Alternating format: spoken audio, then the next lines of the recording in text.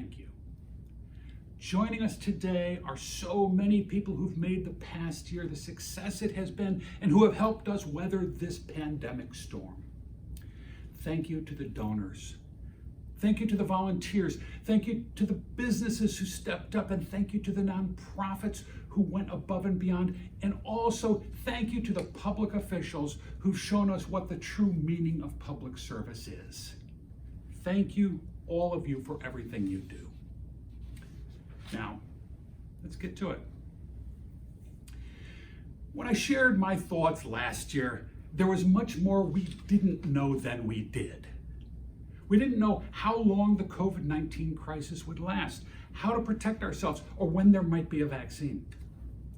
We didn't know how the elections would turn out, nor did we know the depth of the challenge to our basic democratic norms. We didn't know what path America's racial awakening would take. We didn't know what would happen to jobs, whether businesses would close. We didn't know if we could work effectively from home. Heck, we didn't even know where to buy toilet paper. In truth, many of those questions remain unanswered. But since a year ago, there is much that we have learned, and most importantly, we have learned an awful lot about ourselves and our capacity to do good even in very tough times. Starting with what we did at the Community Foundation. First, like most of us, we at the DCF, our staff is not yet fully in the office, the shockingly quiet community service building in Wilmington and the very quiet Georgetown Circle. A few days here and there, but not until after Labor Day are we going to be in the office on a regular basis. But like everybody else, we've been surprised at how well we've been able to work remotely and how well we've been able to manage that. And I want to offer my deepest gratitude to the professional, hardworking, committed, and kind staff at the DCF. On questions of racial equity, the DCF has broadened and strengthened our commitment this year. It's a path down which we were already walking with our Community Equity Fellows in 2019 and 20, our work on Latino issues in Sussex County, our changing grant guidelines. But over the past year, we've done more and are doing more. We're strengthening our internal culture. We're strengthening our internal culture around diversity, equity, and inclusion, DEI, and looking at how our practices need to change. Our new board equity committee, led by retired Judge Gregory Sleet and co-chair Kelly Ferment, has been pushing us and leading to a strong board statement on equity.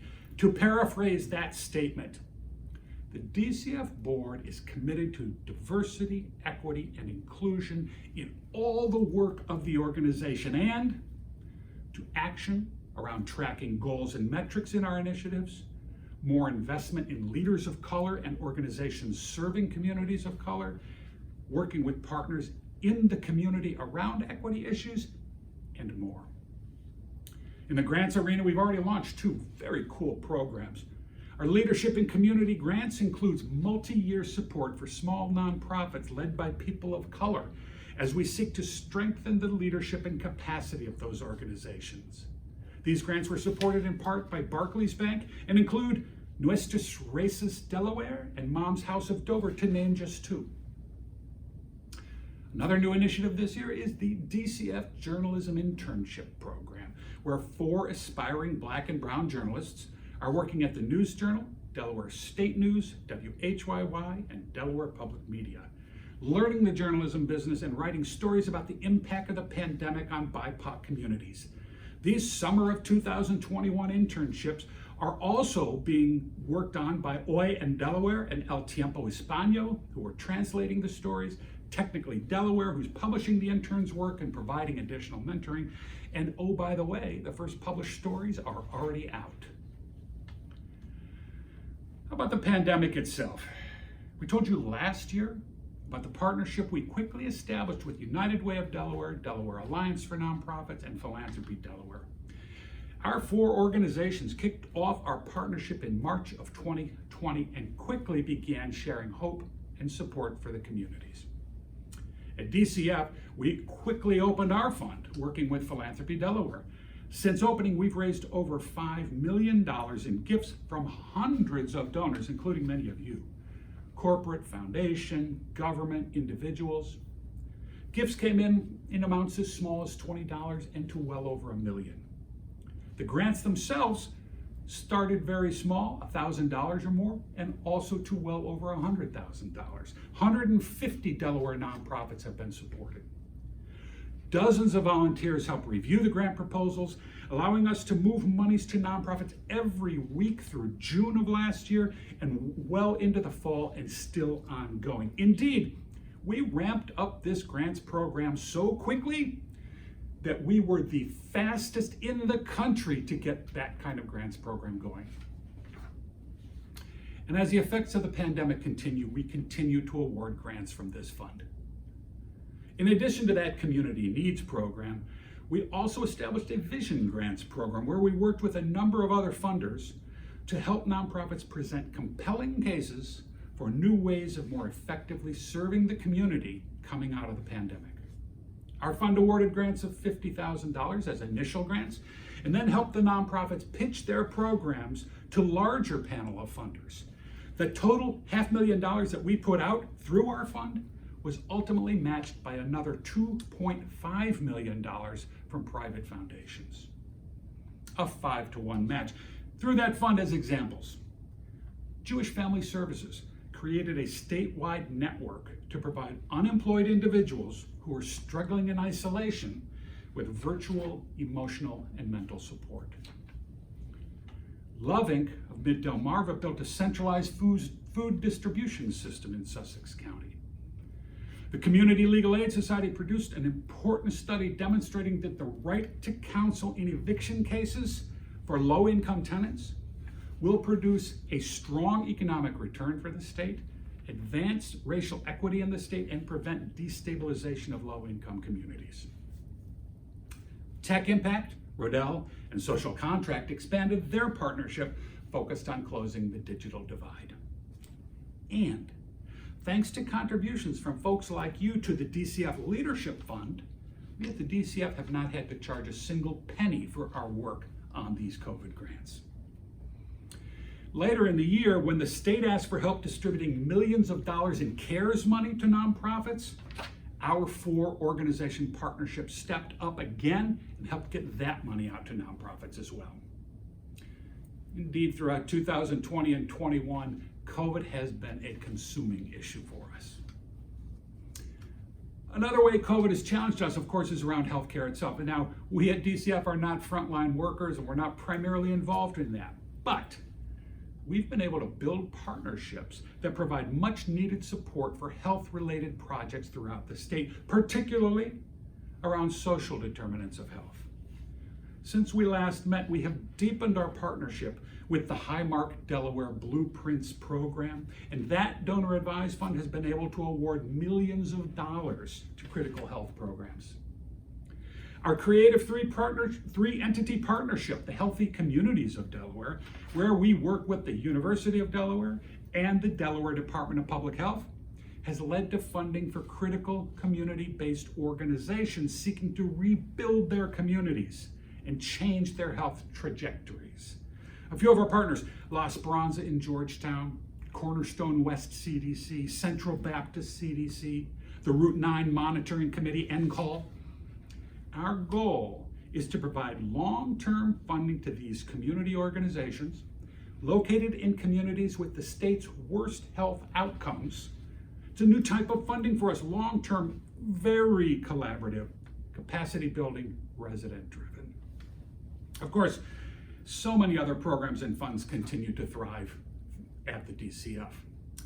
Our agency funds, created by agencies as a kind of an endowment, provide core support to hundreds of Delaware's nonprofits at this time of urgent need. Our scholarship funds put out close to $400,000 in much needed student support a few weeks back. The Fund for Women just awarded over $200,000 in grants for 2021. The Arst Cannon Fund remains the state's most important foundation funder of critical needs in the Latino community. All of our donor advised funds, over 200 of them, are supporting critical issues from daycare to arts programs to environmental protection. I get to review these grants as they go out, and I'm constantly impressed by the breadth and depth of inspiration that people have, their commitment to needs in the community. Thank you to all of you. It's worth noting here that all of our funds really ramped up giving in 2020, that DCF funds that year awarded over $32 million in grants. That is a third more than in 2019. Our ability to make grants like that also means donations to the DCF had to have increased, and in total contributions to DCF funds in 2020 totaled over $82 million. Some of that money came in for quick turnaround, some of that money is long-term money, but all of it is supporting Delaware. And that number, that 82 million, is 51 million more than in 2019. We're humbled by the trust that donors show us every day, by creating funds, continuing to add to them, helping us understand their passions and working with us. We're also so pleased that our investment returns over the past year were incredibly strong, with returns through 11 months of our fiscal year at 28.5%. We've had tough years recently with our investments, but thanks to the new team at SEI, things in the past few years have clearly turned around. You know, our asset base at DCF has hovered between 250 and 275 million for many years. But as of May 31, 2021, total assets totaled $391 million. That matters because it shows donors still are being generous and want to be generous, and because it means there's more and more money available to support our nonprofits both now and into the future. And with our soon-to-be launched database, website, and donor platform, it will be even easier for all of our donors and nonprofits to find out what's happening at DCF, where the critical needs are, how to apply for grants, and how to give. It has indeed been a rewarding year. All of that leads me to what I really want to talk about, because while it has been rewarding in so very many ways, it has also been a very brutal, difficult year in the country. We see ugliness and alienation all around us. Our politics seem to be perched on a precipice of chaos. I hardly need to recount the way that truths are discounted, opponents turned into enemies, and battle lines drawn. If all we pay attention to is social media, we would think we're nothing but Hatfields and McCoys struggling over a little bit of turf.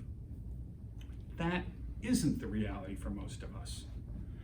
What we have seen at the DCF and elsewhere is the fundamental and goodness and decency of so many people. People have donated a lot. National estimates are that charitable giving increased by over 2% in 2020. That's a lot of money, hundreds of millions of dollars. It's impressive, especially during the pandemic. And not only that, this comes at a time when tax incentives for the vast majority of Americans have been eliminated. This past spring, in Delaware's annual Giving Day, sponsored by Spur Impact of the United Way of Delaware, we saw a stunning growth in giving to over $5 million. In spite of national political alienation, people still see the need in their communities and dig in their pockets and give. People have stepped up in other ways as volunteers, as tutors, helping people get vaccines, delivering supplies to those in need. Delawareans even created new organizations and associations to fill gaps in services. In spite of political alienation, people still want to help. And in spite of political messaging telling us to fight our political opponents all day, every day on every issue, most Americans aren't buying it. Study after study reveals that nearly 3/4 of Americans don't think our differences are so great that we can't work them out, want more civil, practical, and less tribal leaders, and believe that together we can overcome our differences and challenges. In spite of political alienation, people still want to build community. What we have seen is our fellow citizens pursuing a kind of eudaimonia. That's right, eudaimonia, E-U-D-A-I-M-O-N-I-A, eudaimonia. We are pursuing eudaimonia. It's a Greek word meaning the good life or a flourishing life. To be clear, the eudaimonic good life is not simply one of consumerism and getting ahead, not simply about sitting on a beach and getting our own. The eudaimonic life is about more. Some years ago, I read a piece in the Harvard Business Review by an economist named Umair Haque. The article is entitled, "Is a Well-Lived Life Worth Anything?" What, he asked, defines a good life? It's ground that philosophers and theologians have often talked about, not often though economists. And in this case, Haque argues that things have gone seriously wrong in our pursuit of stuff and things. Here's what he says. There's an alternate vision, one I call eudaimonic prosperity. And it's about living meaningfully well. Its purpose is not merely passive, slack-jawed consuming, but living, doing, achieving, fulfilling, becoming, inspiring, transcending, creating, accomplishing all the stuff that matters most. Though it harks back to antiquity, eudaimonia is a sharper, smarter, wiser, wholer, richer conception of prosperity. It's anti-stuff, but it's more than that. Eudaimonia is deeper. It's not just about prosperity, but about communal happiness. It has to do with service to others and living a life of virtue. Now, that can mean many things to many of us, but fundamentally, eudaimonia relates to the choices we make and how they affect others. For the Greek philosophers, virtue had to do with self, family, and friends. Religious traditions are full of discussion about virtue and serving others. When Thomas Jefferson wrote the Declaration of Independence, he spoke of life, liberty, and the pursuit of happiness. The kind of happiness in the Declaration, though, was not the I'm happy kind of thing. It was eudaimonic happiness, the pursuit of a life well lived. We know the flaws in the Declaration and the Constitution, but on this they absolutely got it right. And to me, I believe that our philanthropic pursuits are fundamentally part of that. I believe philanthropy is part of what matters most. It's why I love this work. We talk in our work about the joy of giving, and philanthropy is joyful precisely because it's about service to others and about making our communities better. I love the joy I see in the faces of donors when they make a gift to an organization that matters. I love the joy in the faces of nonprofit people when they're doing their work toward their mission to serve others. And I love the joy we all get when we reduce the opportunity gap and make our communities more equal and more fair. That is eudaimonia. And yet, frustratingly, philanthropy is one of the relatively few places where we share our joy and love with those while we do these things across political and social boundaries. And a reminder, the Greek root of the word of philanthropy is love of humankind. But in too much of our lives, we're not sharing joy, not sharing love. We're looking for difference rather than commonality. What I fear is that we let these differences blind us to our commonality and prevent us from the eudaimonic pursuit of happiness. The toxicity of politics, the attitude among too many that you're either with us or against us, and if you're against us, you're bad. The othering of people who disagree with us. And I fear that the way we talk to each other with social media as an intermediary allows us to be anonymous with little understanding of the people and their feelings behind other positions. This is part of the problem. For the future of our communities, we simply must hold on to and celebrate our common humanity while we pursue things we care about. And I'm afraid it's not going to get easier. The ease with which inaccurate information can spread is a deep problem.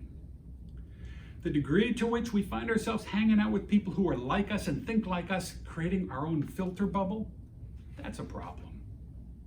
We're in the middle of a huge global economic dislocation where people fear for their futures. That's a problem. And meanwhile, we have to continue our work to understand and address hundreds of years of racist policies in this country and truly, finally, create a country where when I say I believe in the American dream, It's not just a fantasy, it's not just an aspiration, but it is something real for all of us. That's an opportunity. So where does that take us? Well, golly, I'm not entirely sure, but I do have some ideas. And there are some things we all do, and we need to keep doing, and some new things. First, of course, it almost goes without saying, but continue to express our and your joy in philanthropy and through philanthropy. We have something special here, and we collectively are making things better, and we'll continue to do so. And I can assure you, wherever you find your philanthropic joy, lean into it. That generosity matters, and it strengthens community. Second, we have to maintain our commitment to a big tent and to listening to people with whom we don't always agree. At DCF, we're proud of our legacy of inclusion, yes, absolutely around racial issues, but also around a broad set of social and political issues. That's why we will always encourage more discussion and inclusion and sharing and listening. I participate regularly in a group of foundation presidents, a couple dozen of us. We meet a couple times a year with political positions ranging from extremely right to extremely left and all places in between. In that group, we talk about how we can bridge our divides and find our commonality and common purpose. Our focus is on democratic practices and what we can collectively do to strengthen the country. That kind of politically diverse discussion is essential for our futures. Third, we have to relearn how to be citizens, how to be productive citizens. For the past 2 years, Riddell and DCF have supported the Mikveh Civic Action Program in Wilmington schools. It's a powerful civics education program which encourages young people to learn how American democracy works, yes, but also, more importantly, learn how to use their voice and their passion to make change. The program has involved thousands of youth already, and with some hard work, we're hopeful that it can expand to the entire state. And of course, not just kids need to learn how to be civically active in a productive way. Too many adults have lost that skill set too. They've atrophied. We're in a discussion with a number of national foundations about programs that strengthen civic muscles for all of us, but also teach us how to bridge to people who are different than us. We are hopeful that we'll be able to announce specific plans in the coming months. In the coming year, we will also be launching our community conversations, relaunching our community conversations, where we do bring people together across the state, across divides, to talk through important issues. Finally, quality information. We need quality, good information. We need more of it, and we need to spread it. We all know that local journalism has been struggling in recent years. Our own Allison Levine has a long and deep passion to try to strengthen our journalistic outlets. This year, we're working with Allison to move forward an ambitious and far-reaching plan to strengthen journalism statewide through deeper investigative stories, building an entrepreneurial network of mini journalistic outlets through the BIPOC internship program I mentioned previously, and through a new collaboration of journalistic outlets in the state. We're also entering the 4th year of our Opportunity Book Talks. In previous years, you've heard from Bob Putnam, Jim and Deborah Fallows, and Wes Moore. Well, this year we're going to be welcoming Heather McGee, talking about her powerful new book, The Sum of Us, S-U-M, The Sum of Us, where she lays out how historic policies designed to limit the achievement of Black Americans have indeed limited all of us. She'll be speaking on October 13th. Save the date now. Check our website for more information and to get copies of the book for your book circle. All of these actions, sharing the joy of philanthropy, working across divides, building civic muscles, obtaining accurate information, spreading love. These are the things that make up a life well lived. These are the things of eudaimonic prosperity. I've often said it's a privilege to work for an organization like this, with generous people like you all in pursuit of better communities. This, to me, is the pursuit of happiness. Thank you.